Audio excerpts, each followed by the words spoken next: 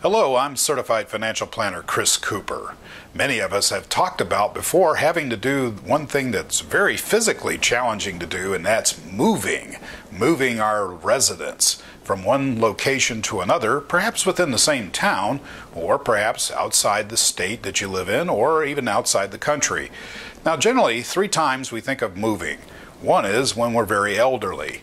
We think of having to move into assisted living, for example, where we might have meals prepared for us and someone to clean our apartment, and also maybe to help take care of us physically when we need some assistance with everyday living.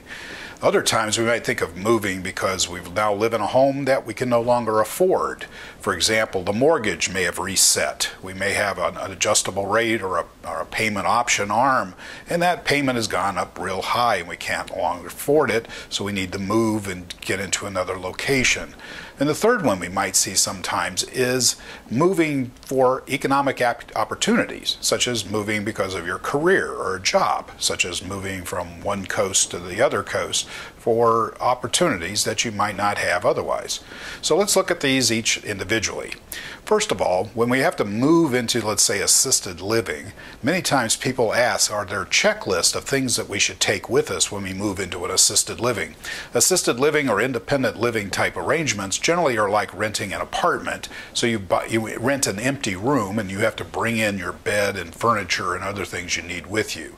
Oftentimes there are design helpers with this, people that actually work with you to help you design the layout of your room using the materials or using the furniture that you have in your home existing right now.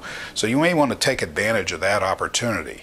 But the biggest thing I can tell you is if you're moving from one location to the other, such as from one state to another, be careful with physically transporting furniture and heavy objects.